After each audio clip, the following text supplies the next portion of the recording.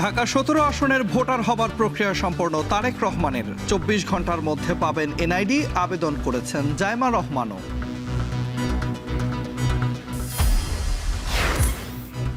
ওসমান হাদির কবর জিয়ারত ফুলেল শ্রদ্ধা তারেক রহমানের। বনানীতে ছোট ভাই কোকো ও পিলখানায় নিহত সেনা কর্মকর্তাদের কবর জিয়ারত।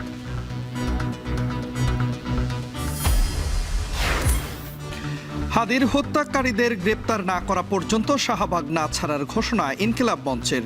বন্ধ যান চলাচল, ঢাকার বাইরেও অবস্থান কর্মসূচি। বিএনপিতে প্রার্থী পরিবর্তনের হিড়িক। চট্টগ্রাম, যশোর, পিরোজপুরে ৭টি আসনে বদল। গণ অধিকার ছেড়ে ধানের শীষে লড়বেন রাশেদ।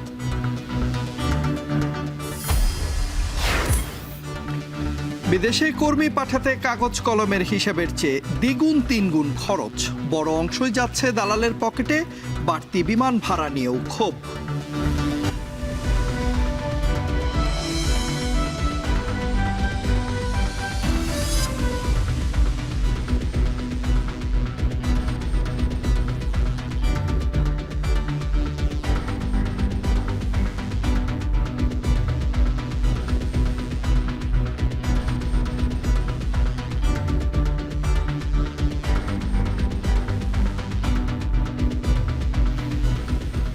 স্বাগত। এখন সন্ধ্যায় পুরো আয়োজনে আপনাদের সঙ্গে আছি আমরা দুজন, আমি তন্ময় কুমার রায় এবং আমি মেহেরিন অ্যানি। ভোটার হওয়ার জন্য আবেদন করেছেন বিএনপির ভারপ্রাপ্ত চেয়ারম্যান তারেক রহমান। শনিবার দুপুরে আগারগাঁও নির্বাচন প্রশিক্ষণ ইনস্টিটিউট ভবনে গিয়ে এই প্রক্রিয়া শেষ করেন তিনি। তার সাথে ভোটার হচ্ছেন কন্যা জাইমা রহমানও। সর্বোচ্চ ২৪ ঘন্টার মধ্যে তারেক রহমানের জাতীয় পরিচয়পত্র প্রস্তুত হবে বলে জানিয়েছে নির্বাচন কমিশন। আরও জানাচ্ছেন বেলাদ হোসাইন। ২০০৮ সালে ১/১১ সরকারের সময় যখন ছবিসহ ভোটার তালিকা কার্যক্রম শুরু করে তৎকালীন শামসুল হুদা কমিশন, তার আগেই দেশ ছাড়তে হয় বিএনপির ভারপ্রাপ্ত চেয়ারম্যান তারেক রহমানকে। ফলে গত ১৭ বছর ধরে ভোটার তালিকায় নাম নেই তার। অপেক্ষার অবসান পেরিয়ে দেশের মাটিতে পা রাখার ৩ দিনের মাথায় তাই ভোটার হতে নির্বাচন কমিশনে তারেক রহমান। শনিবার সরকারি ছুটির দিন হলেও সকাল থেকেই সার্বিক প্রস্তুতি গ্রহণ করে ইসির জাতীয় পরিচয় নিবন্ধন অনুবিভাগ। দুপুর ১টার দিকে আগারগাঁও ইসি সচিবালয়ের পাশে ইটিআই ভবনে প্রবেশ করেন তারেক রহমান। সংরক্ষিত কক্ষে গিয়ে ১০ আঙ্গুলের ছাপ, চোখের আইরিশ, স্বাক্ষর প্রদান এবং ছবি তোলেন তিনি। তারেক রহমানের কিছু সময় আগে একই কক্ষে প্রবেশ করেন কন্যা জাইমা রহমান এবং স্ত্রী ডাক্তার জুবাইদা রহমান। এ সময় ভোটার হওয়ার সকল প্রক্রিয়া সম্পন্ন করেন জাইমা রহমানও। ইসির তথ্য বলছে, ঢাকা ১৭ আসনের গুলশান এলাকার ১৯ নম্বর ওয়ার্ডে ভোটার হতে আবেদন করেছেন তারেক রহমান। সর্বনিম্ন ৭ থেকে সর্বোচ্চ ২৪ ঘন্টার মধ্যে তারেক রহমানের জাতীয় পরিচয়পত্র প্রস্তুত হবে বলে জানিয়েছেন এনআইডির মহাপরিচালক। এটার কিন্তু আমাদের কোনো হিউম্যান হাত নেই, এটা কিন্তু সফটওয়্যারে হয়। তো ওইটা হয়ে যাওয়ার পরে ওই নাম্বারটার উপর ভিত্তি করে আপনার এনআইডিটা জেনারেট হয়ে যায়। এনআইডি ওইটা তো জেনারেট হয়ে গেল, নাম্বার মানে তো এনআইডি জেনারেট হলো। জেনারেট হওয়ার পরে ওইটার একটা মেসেজ চলে যায় সংশ্লিষ্ট ব্যক্তির কাছে। তো ওই মেসেজটা যাওয়ার পরে তখন ওইটা তো আমাদেরকে জানানো হয়, অথবা ওনারা ওখান থেকে প্রিন্ট করে নিতে পারেন। ২৪ ঘন্টার মধ্যে জাতীয় পরিচয়পত্র প্রস্তুত হলেও ভোটার তালিকায় তারেক রহমানের নাম উঠবে কিনা তা নির্ভর করছে ইসির সিদ্ধান্তের উপর। সচিব জানান, আগামীকাল কমিশনে উত্থাপন করা হবে তারেক রহমানের ভোটার আবেদন। ভোটার তালিকা আইন ২০০৯-এর ১৫ ধারা অনুযায়ী কমিশনের এখতিয়ার আছে যে কোনো প্রাপ্তবয়স্ক বা ভোটার হওয়ার সক্ষম ব্যক্তিকে ভোটার করতে পারেন। নিবন্ধন কমপ্লিট করেছেন, ভোটার তালিকায় অন্তর্ভুক্তি যেটাতে আগামী আপনার ১২ ফেব্রুয়ারিতে নির্বাচনের সাথে সম্পর্কিত। তো সেটার কথা আমি বলেছি, সেটা সিদ্ধান্ত আগামীকাল। সেটা কমিশনের, এখন কমিশনের এটা ফুল কমিশনের অনুমতি লাগবে। নিবন্ধন কার্যক্রম শেষ করে সবাইকে শুভেচ্ছা জানিয়ে নির্বাচন কমিশন এলাকা ত্যাগ করেন তারেক রহমান। বেলায়েত হোসাইন, এখন, ঢাকা। স্বদেশ প্রত্যাবর্তনের তৃতীয় দিন সকালে শরীফ ওসমান হাদির কবর জিয়ারত ও ফুলেল শ্রদ্ধা জানিয়েছেন বিএনপির ভারপ্রাপ্ত চেয়ারম্যান তারেক রহমান। এ সময় তাকে স্বাগত জানান বিশ্ববিদ্যালয়ের শিক্ষার্থীরা। পরে বিএনপি মহাসচিব বলেছেন, হাদিকে হত্যার মাধ্যমে নির্বাচন বানচাল করতে চেয়েছিল একটি মহল। সেই শঙ্কা কেটে গেছে তারেক রহমানের স্বদেশ প্রত্যাবর্তনের মধ্য দিয়ে। আরও জানাচ্ছেন শাহাদাত অভ্র। প্রায় 17 বছর পর দেশে ফেরার তৃতীয় দিনেই তারেক রহমান ছুটে গেলেন শরীফ ওসমান হাদির কবরে, যেখানে এখন নিয়ম করে আজান শুনেন বিপ্লবী হাদি। শুয়ে আছেন জাতীয় কবি কাজী নজরুল ইসলামের সমাধির পাশেই। বুলেট নিস্তব্ধ করে দিতে চেয়েছিল ওসমান হাদিকে, কিন্তু এখন কোটি কণ্ঠে হাদির ধ্বনি। তাই তো কবরের আশেপাশে শিশু থেকে প্রবীণ হাত তুলেছেন। সেই ভালোবাসা থেকেই বিএনপির ভারপ্রাপ্ত চেয়ারম্যান তারেক রহমানও তার পাশে। ওসমান হাদির কবরের সামনে এসে দুহাত তুললেন, নিবেদন করেন ফুলের শ্রদ্ধা। পরে জাতীয় কবি কাজী নজরুল ইসলামের কবরেও ফুল দিয়ে শ্রদ্ধা জানান তারেক রহমান। উপস্থিত ছিলেন বিএনপির সিনিয়র নেতা ও ঢাকা বিশ্ববিদ্যালয়ের ভিসি। এ সময় ঢাকা বিশ্ববিদ্যালয়ের শিক্ষার্থীরা তারেক রহমানের আগমনকে স্বাগত জানায়। পুরো ক্যাম্পাস জুড়ে স্লোগান হচ্ছে তারেক রহমানের আগমন, শুভেচ্ছা, স্বাগতম। ঢাকা বিশ্ববিদ্যালয়ের শিক্ষার্থীরা এটিকে খুব সুন্দরভাবে সাধুবাদ জানাচ্ছে। তার জন্য অবশ্যই দোয়া থাকবে যেন আরও অনেক ভালো ভালো কাজ তিনি করেন এবং বাংলাদেশের জন্য অবশ্যই তিনি একজন ভিশনারি লিডার। আমি হাদিবার কবর জিয়ারত করতে এসেছি। এর আগে বিএনপির মহাসচিব বলেন, হাদিকে হত্যার মধ্য দিয়ে নির্বাচন বানচাল করতে চেয়েছিল একটি মহল। নির্বাচন নিয়ে যে শঙ্কা তৈরি হয়েছিল তা কেটে গেছে স্বদেশ প্রত্যাবর্তনের মধ্য দিয়ে। তবে ষড়যন্ত্র থেমে নেই। আমরা বিশ্বাস করি যে এই দর্শনই, এই রাজনীতি বাংলাদেশের জনগণের মুক্তির জন্য সবচেয়ে উপযুক্ত দর্শন। চক্রান্ত ষড়যন্ত্র সেটা আগে ভাগে কিছু বলা যায় না, তবে এখন মানুষের মধ্যে সেই শঙ্কাটা দূর হয়ে গেছে। দুই হাত তুলে শরীফ ওসমান হাদির জন্য তারেক রহমান দোয়া করলেন। ওসমান হাদি যেভাবে আধিপত্যের বিরুদ্ধে কথা বলেছেন, লড়েছেন শেষ মুহূর্ত পর্যন্ত, তেমনি তারেক রহমানও বলেছেন সবার আগে বাংলাদেশ। নতুন প্রজন্মের চাওয়া, আগামীর যেই পরিকল্পনা নিয়ে এসেছেন তারেক রহমান, সেই পরিকল্পনায় যেন পূর্ণতা পায় ওসমান হাদির স্বপ্নটাও। শাহাদাত অভ্র, এখন, ঢাকা। এদিকে প্রথমবারের মতো ছোট ভাই আরাফাত রহমান কোকোর কবর জিয়ারত করেছেন তারেক রহমান। নির্বাচন কমিশন থেকে বেরিয়ে সোজা চলে যান বনানী কবরস্থানে। সেখানে কোকোর কবর জিয়ারত ছাড়াও শ্বশুর সাবেক নৌপ্রধান মাহবুব আলী খান ও পিলখানায় নিহত সেনা কর্মকর্তাদের কবর জিয়ারত করেন তিনি। বিস্তারিত জানাচ্ছেন সাব্বির রোজ। ঘড়ির কাঁটায় মধ্য দুপুর। ভোটার নিবন্ধন কার্যক্রম শেষ করে পূর্ব নির্ধারিত ধানমন্ডিতে শ্বশুরবাড়িতে যাবার কথা থাকলেও বিএনপির ভারপ্রাপ্ত চেয়ারম্যান তারেক রহমানের বহর ছুটল বনানী কবরস্থানের দিকে। এ যেন এক ভিন্ন তারেক রহমান। বনানীর এই মাটিতেই চিরনির্যাস শায়িত আদরের ছোট ভাই আরাফাত রহমান কোকো। প্রবাস জীবনের যন্ত্রণায় যাকে শেষবার দেখার সুযোগটুকুও পাননি তিনি। প্রথমবারের মতো ভাইয়ের কবরের পাশে দাঁড়ালেন বড় ভাই। ছুঁয়ে দেখেন ভাইয়ের কবর, এ যেন সকল আক্ষেপের অবসান। দৃশ্যটি এটাও জানান দেয় হিংস্র রাজনীতির কঠিন নির্মমতা। ভাইয়ের কবরের মাটির দিকে তাকিয়ে হয়তোবা সিক্ত হলো চোখের কোণ, যা আড়াল রইল চশমার ফ্রেমে। ভাইয়ের কবর জিয়ারত শেষে বহর যখন এভারকেয়ারের পথ ধরবে বলে ধারণা করা হচ্ছিল, ঠিক তখনই আবারও জ্যামিতিক বাঁক। আবারও থমকে গেল পুরো বহর। গাড়ি থামল বনানী সামরিক কবরস্থানে। এখানেই শুয়ে আছেন তার শ্বশুর সাবেক নৌবাহিনী প্রধান রিয়ার অ্যাডমিরাল মাহবুব আলী খান।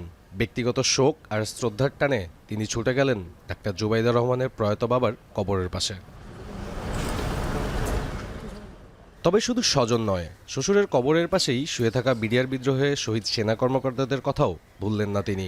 ব্যক্তিগত শোক তখন মিলেমিশে একাকার হলো জাতীয় বীরদের প্রতি শ্রদ্ধায়। কোনো হাকডাক নেই রাজনৈতিক স্লোগান, কেবলই নিস্তব্ধ শ্রদ্ধার ভালোবাসা নিয়ে তিনি দোয়া করলেন দেশের সূর্য সন্তানদের জন্য। সাব্বির রোজ, এখন, ঢাকা। শরীফ ওসমান হাদির হত্যাকারীদের গ্রেপ্তার না করা পর্যন্ত শাহবাগ না ছাড়ার ঘোষণা দিয়েছে ইনকিলাব মঞ্চ। যোগ দিয়েছেন বিভিন্ন শ্রেণী পেশার মানুষ। এই সড়কে বন্ধ রয়েছে যান চলাচল। এই মুহূর্তে শাহবাগ থেকে সেখানকার সবশেষ খবরাখবর জানাতে আমাদের সঙ্গে যুক্ত আছেন সহকর্মী মুজাহিদ শুভ। সরাসরি চলে যাচ্ছি শুভর কাছে। শুভ,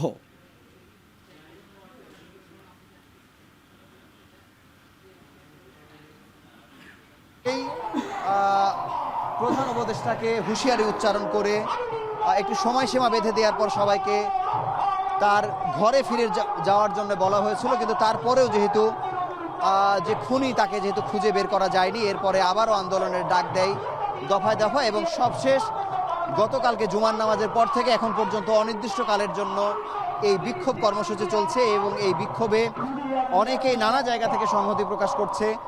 গতকালকে রাতে আমরা আসলে দেখেছিলাম যে অল্প সংখ্যক মানুষ তারা এখানে রাত্রি জাগরণ করেছে, কিন্তু আজকে সকাল থেকে একটি গণজোয়ার আমরা দেখতে পাচ্ছি, চারপাশে মানুষ দাঁড়িয়ে আছে। এর আশপাশ দিয়ে যারা যাচ্ছিলেন তাদের অনেকে আমরা দেখেছি যে তারা স্বেচ্ছায় এসে অংশ নিয়েছে। আমাদের চোখের সামনে দেখতে পাচ্ছি যে প্রায় অনেকে আছেন যারা 1 বছর, 2 বছর, 2.5 বছর, 3 বছর, 4 বছরের বাচ্চাকে নিয়ে পর্যন্ত এখানে এসেছে। নারীদের বিপুল সংখ্যক উপস্থিতি আমরা দেখতে পাচ্ছি। এখানে কারো জন্য ব্যাপকভাবে খাবারের ব্যবস্থা বা অন্য কোনো সুযোগ সুবিধার ব্যবস্থা আমরা দেখতে পাচ্ছি না, কিন্তু মানুষ স্বেচ্ছায় নিজেরাই নিজেদের দায়িত্ব গ্রহণ করে এখানে এসেছেন। আপনারা শুনতে পাচ্ছেন যে হাদি কবরে শুয়ে আছে। এখান থেকে প্রায় 200-300 গজ দূরে হাদির কবর। হাদির সেই উচ্চারিত কবিতাটি, বিদ্রোহী কবিতাটি সাউন্ড বক্সের মাধ্যমে বাজিয়ে শোনানো হচ্ছে। আপনারা শুনুন সেই কবিতা।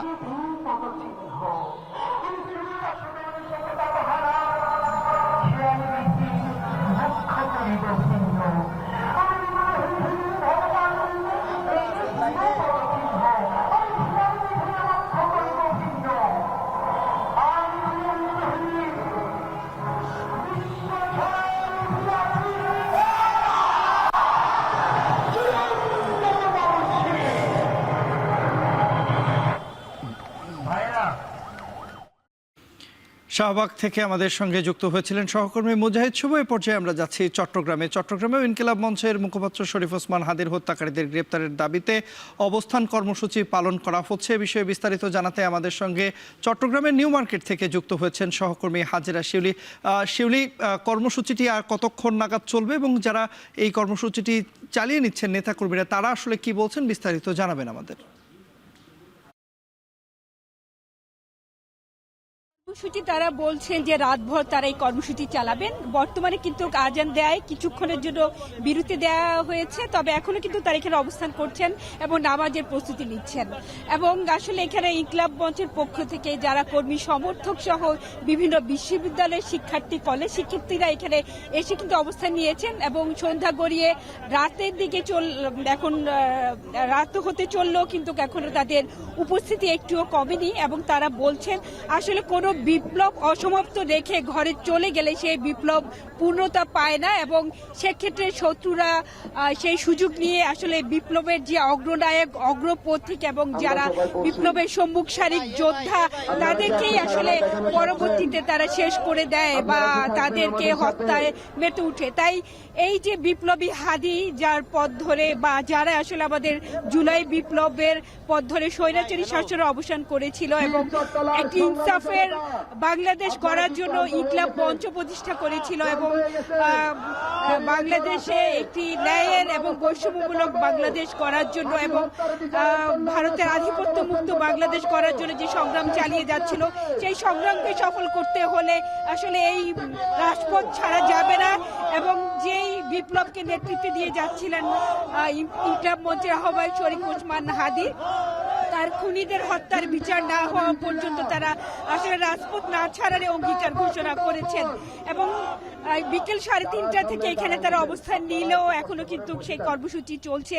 নানা রকম স্লোগান, বিপ্লবী স্লোগান এবং হাদি হত্যার বিচার চেয়ে তারা প্রতি মুহূর্ত কিন্তু এই যে বিপ্লব চত্বর, নিউ মার্কেটের মোড়, পুরো এলাকা জুড়ে তাদের অবস্থান এবং মোবাইলে ফ্ল্যাশ লাইট জ্বালিয়ে তারা এই প্রাঙ্গণ আলোকিত করে রেখেছেন এবং তারা বলছেন যে আসলে এই ধরনের বিপ্লবীরা হাদি কবরে থাকলেও তার খুনিরা আসলে এখনো বাইরে রয়ে গেছে এবং তারা দাবি করছেন যতক্ষণ পর্যন্ত উপদেষ্টারা এসে শাহবাগের মঞ্চে এসে হাদি হত্যার খুনিদের বিচারের বিষয় সুস্পষ্ট করে তাদের অঙ্গীকার ব্যক্ত না করবেন ততক্ষণ পর্যন্ত ইনকিলাব মঞ্চের যে কেন্দ্র ঘোষিত কর্মসূচি, সেই কর্মসূচির সাথে তারা সংহতি জানিয়ে তারা এখানে অবস্থান করবেন। এবং এখানে কিন্তু শুধু শিক্ষার্থীরা নয় এবং নারী শিক্ষার্থীরাও এখানে অবস্থান করছেন এবং তাদের প্রত্যেকেই কিন্তু যে বিপ্লবের যে চেতনা ছিল,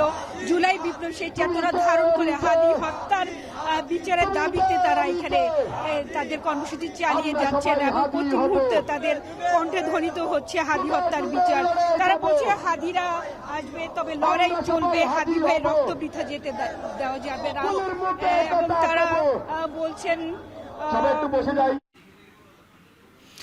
শরীফ ওসমান হাদির হত্যাকারীদের গ্রেপ্তারের দাবিতে চট্টগ্রামে অবস্থান কর্মসূচি পালন করছে ইনকিলাব মঞ্চ। এ বিষয়ে বিস্তারিত জানাতে আমাদের সঙ্গে যুক্ত হয়েছিলেন সহকর্মী হাজেরা শিউলি।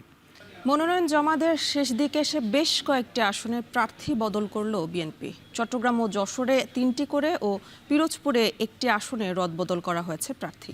এদিকে গণ অধিকার ছেড়ে বিএনপিতে যোগ দেওয়া রাশেদ খান ধানের শীষ প্রতীকে লড়বেন ঝিনাইদহ 4 আসনে। এ নিয়ে বিস্তারিত জানাচ্ছেন জাহিদ হোসেন।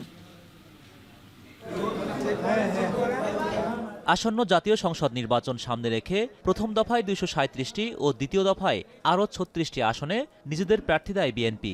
এসব আসনে প্রাথমিক মনোনয়ন পাওয়া অনেক প্রার্থী পরিবর্তন করেছে দলটি। এই রদবদলে বিএনপির স্থায়ী কমিটির সদস্য আমির খসরু মাহমুদ চৌধুরীকে চট্টগ্রাম 10 আসন থেকে সরিয়ে মনোনয়ন দেওয়া হয়েছে চট্টগ্রাম 11 আসনে। আর চট্টগ্রাম 10 আসনে মনোনয়ন পেয়েছেন সাইদ আল নোমান। সেই সাথে চট্টগ্রাম 4 আসনে শেষ হাসি হেসেছেন বিএনপি চেয়ারপারসনের উপদেষ্টা মোহাম্মদ আসলাম চৌধুরী। পিরোজপুর 1 আসনে প্রথমে 12 দলীয় জোটের মোস্তফা জামাল হায়দারকে মনোনয়ন দেয় বিএনপি। শনিবার সেই সিদ্ধান্ত বদলে ধানের শীষ প্রতীকে নির্বাচনের সুযোগ পেলেন জেলা বিএনপির সাবেক আহ্বায়ক অধ্যক্ষ আলমগীর হোসেন। এর আগে যশোরের 3টি আসনে বিএনপির প্রার্থী রদবদল করা হয়। যশোর 1 আসনে নুরুজ্জামান লিটন, যশোর 4-এ মতিয়ার রহমান ফারাজিকে মনোনয়ন দেওয়া হয়। আর যশোর 6 আসনে ছাত্রদলের সাবেক সভাপতি কাজী রৌনকুল ইসলাম শ্রাবণকে বাদ দিয়ে কেশবপুর উপজেলা বিএনপির সভাপতি আবুল হোসেন আজাদকে ধানের শীষ দেওয়া হয়েছে। এদিকে নির্বাচনে ঝিনাইদহ 4 আসনে ধানের শীষ প্রতীকে নির্বাচন করবেন গণ অধিকার পরিষদ থেকে সদ্য পদত্যাগ করা সাধারণ সম্পাদক মোহাম্মদ রাশেদ খান। বিএনপিতে আনুষ্ঠানিক যোগদানের পর তাকে নিয়ে এই ঘোষণা দেন দলটির মহাসচিব মির্জা ফখরুল ইসলাম আলমগীর। হোসেন জাহিদ, এখন, ঢাকা। আওয়ামী লীগের ষড়যন্ত্র থেমে নেই বলে মন্তব্য করেছেন প্রধান উপদেষ্টার প্রেস সচিব শফিকুল আলম। সামাজিক মাধ্যমে ফটো কার্ডের মাধ্যমে এই ষড়যন্ত্র হচ্ছে, যা আতঙ্ক সৃষ্টি করছে বলে জানান প্রেস সচিব। ঢাকা রিপোর্টার্স ইউনিটিতে সাংবাদিকতায় এআই এর ব্যবহার, সমস্যা, সম্ভাবনা এবং চ্যালেঞ্জ এবং ডিজিটাল সিকিউরিটি শীর্ষ কর্মশালার সমাপনী অনুষ্ঠানে এই কথা বলেন তিনি। প্রতিদিন হাজার হাজার ফটো কার্ড আসতেছে, আপনি কিভাবে বুঝবেন যে এটা ঠিক বলছে কিনা? বা আপনি ফটো কার্ডের সবচেয়ে বড় যেটা অত্যাচার, যেটা আমাদের লিডিং পত্রিকাগুলো এইটার থেকে বেরোতে পারতেছে না। আমি কয়েকটা পত্রিকার নাম বলবো না এখানে, বাট এটা এত ভয়াবহ রকমের ফটো কার্ডের অত্যাচার।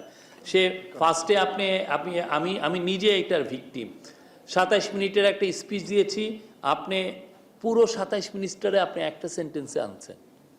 কাগজে কলমে সৌদি আরব, মালয়েশিয়ায় যেতে একজন কর্মীর খরচ 5 থেকে 8 লাখ টাকা হলেও বাস্তবে এটি দ্বিগুণ, কখনো বা 3 গুণ পর্যন্ত হয়ে থাকে। আবার পুরুষ অভিবাসী কর্মীর নিয়োগকে খরচ নারী অভিবাসী কর্মীর চেয়ে প্রায় 4 গুণ বেশি।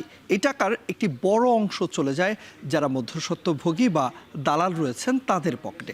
রাষ্ট্রকে দায়বদ্ধ না করতে পারলে ব্যয় কমানো সম্ভব নয় বলছেন অভিবাসন বিশেষজ্ঞরা। বিস্তারিত জানাচ্ছেন কামরুল হাসান জনি। 2022 সাল থেকে চলতি বছরের ডিসেম্বর পর্যন্ত গড়ে 10 লাখের বেশি কর্মী বিদেশে পাঠিয়েছে বাংলাদেশ। চলতি বছর কেবল সৌদি আরবে গেছেন 7 লাখের বেশি কর্মী। বর্তমানে দেশটিতে যেতে একজন পুরুষ কর্মীর খরচ করতে হয় প্রায় 5 থেকে 8 লাখ টাকা। আরেক শ্রমবাজার মালয়েশিয়ায় যেতে চলতি বছর অনেকেই 6 লাখ টাকা পর্যন্ত খরচ করেছেন। 2020 সালের পরিসংখ্যান ব্যুরোর তথ্য বলছে, পুরুষ অভিবাসী কর্মীর নিয়োগ ব্যয় নারী অভিবাসী কর্মীর নিয়োগ ব্যয়ের তুলনায় প্রায় 4 গুণ বেশি। দক্ষ পুরুষ অভিবাসীদের ক্ষেত্রে এই ব্যয় 4,27,217 টাকা। যাদের মাসিক আয় 29,477 টাকা। অদক্ষ অভিবাসীদের ক্ষেত্রে সে ব্যয় বেড়ে দাঁড়ায় 4,77,927 টাকা। আর গৃহকর্মীদের বিদেশ গমনের খরচ পড়ে 1,18,964 টাকা। মাসিক 16,678 টাকা বেতনে এ ব্যয় তুলতে তাদের সময় লাগে প্রায় 7 মাস। সরকারি এই আয় ব্যয়ের সঙ্গে বাস্তবতার চিত্র ভিন্ন। কোনো কোনো দেশে যেতে 5 থেকে 15 লাখ টাকা খরচ করছেন অভিবাসন প্রত্যাশীরা। এই ব্যয়ের টাকায় একটি অংশ চলে যায় মধ্যস্বত্বভোগী দালাল বা দেশের সাব এজেন্টের পকেটে। সংশ্লিষ্টরা বলছেন, সাধারণ অভিবাসন খরচের বাইরে অনির্ধারিত বা হিডেন কস্ট অভিবাসন ব্যয় বৃদ্ধির অন্যতম কারণ। মাত্রাতিরিক্ত উড়োজাহাজ ভাড়াকেও দায়ী করছেন তারা। 2023-ও কম ছিল, এবছর এসে কিন্তু বেড়ে যাচ্ছে। তার মানে কোন ফ্যাক্টরটা এখানে কিন্তু এই যে হিডেন কস্টটা, তার মানে হিডেন কস্ট কি সাব এজেন্ট কস্ট, এবং যেটা আসলে এজেন্টও জানছে না কতটা নিচ্ছে। সকল ক্ষেত্রে দেখা যায় যে মানে কিছু ইন্টারমিডিয়েটারি গ্রুপ কিন্তু কাজ করে। এটা হতে পারে যে অভিবাসন কর্মী নিজের পরিচিত একজনকে সে বলল, সে হয়তো আরেকজন আসলো, তার মাধ্যমে হয়তো আবার রিক্রুটিং এজেন্সির কাছে আসলো। এই যে মাঝখানে যে গ্যাপ বা হাত বদল, সেই সমস্ত মানুষেরাও কিন্তু কিছু কিছু ব্যবসা করে। জনশক্তি রপ্তানির ক্ষেত্রে সংখ্যা বিবেচনার চাইতে মানের দিকে দৃষ্টি দিতে বলছেন অভিবাসন বিশেষজ্ঞরা। রাষ্ট্রকে দায়বদ্ধ না করতে পারলে অভিবাসন ব্যয় কমানো সম্ভব নয় বলেও দাবি তাদের।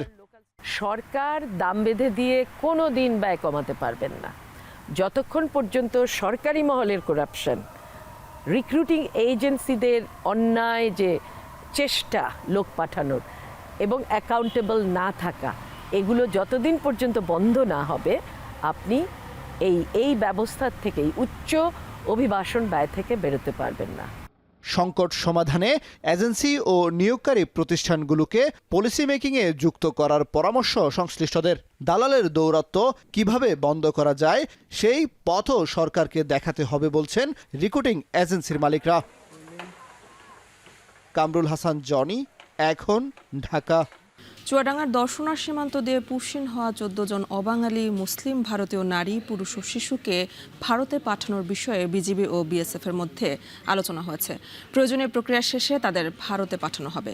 বিজিবি জানায়, মধ্যরাতে ঘন কুয়াশার সুযোগে ওই 14 জনকে পুশিন করে বিএসএফ। পুশিন হওয়া সবাই অবাঙালি মুসলিম।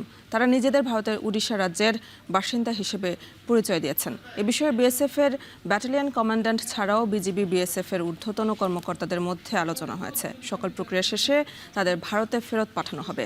ওই 14 জন বর্তমানে বিজিবির হেফাজতে রয়েছে।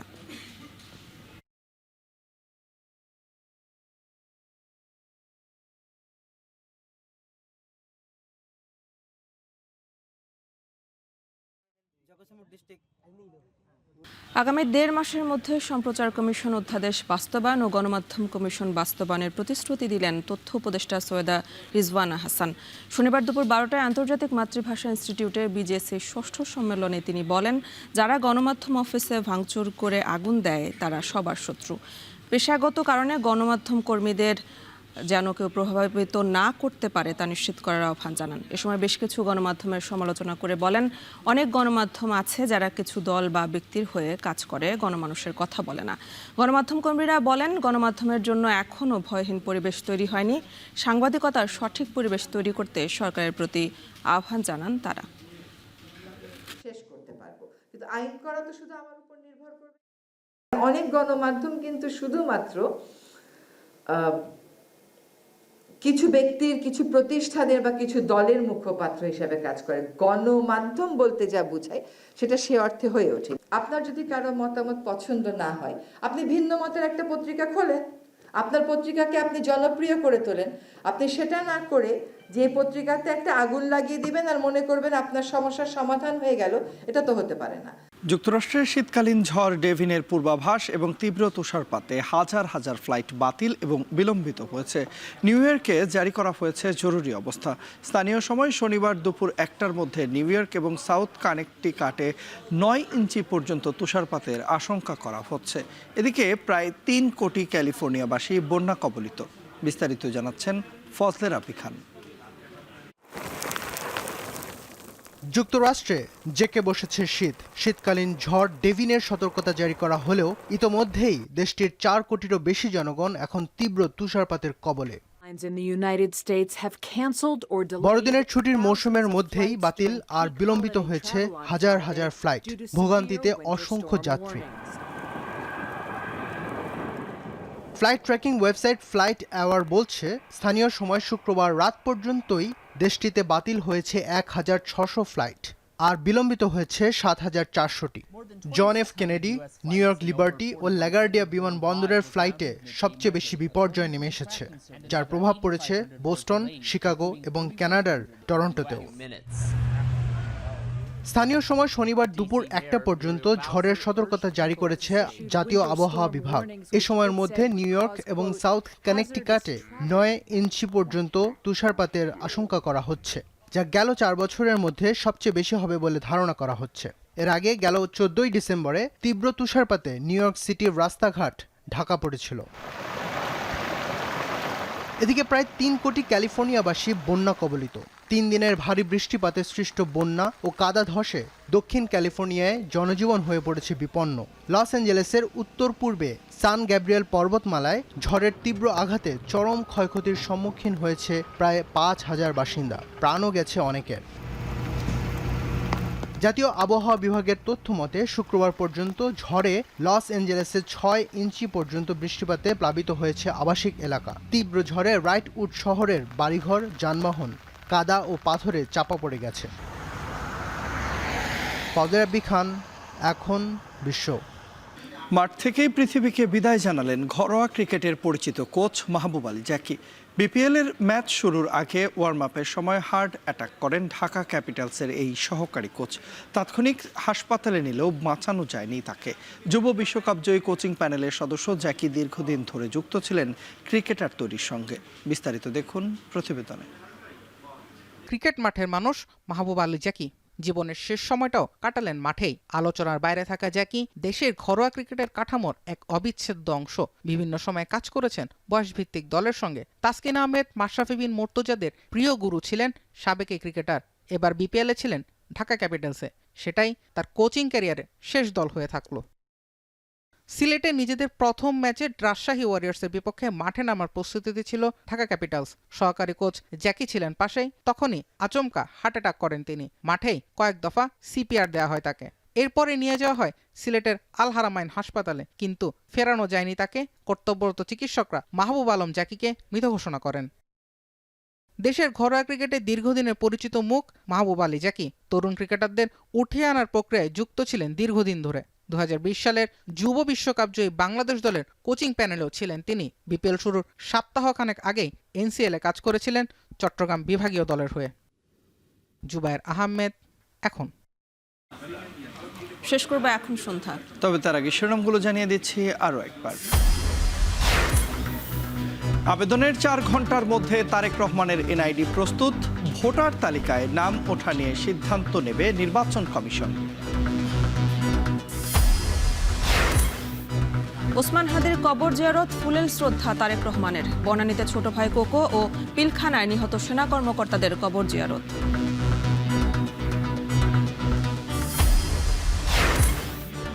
হাদির হত্যাকারীদের গ্রেপ্তার না করা পর্যন্ত শাহবাগ না ছাড়ার ঘোষণা ইনকিলাব মঞ্চের। বন্ধ যান চলাচল, ঢাকার বাইরেও অবস্থান কর্মসূচি। এনসিপি থেকে পদত্যাগ করলেন জ্যেষ্ঠ যুগ্ম সদস্য সচিব তাসনিম জারা। ঢাকা 9 আসনের স্বতন্ত্র প্রার্থী হবার ঘোষণা।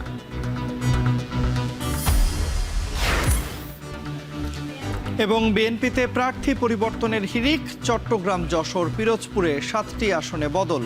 গণ অধিকার ছেড়ে ধানের শীষে লড়বেন রাশেদ। এছাড়া এখন সন্ধ্যায় এখন টেলিভিশন ওয়েবসাইটে দেখতে ভিজিট করুন www.ekon.tv।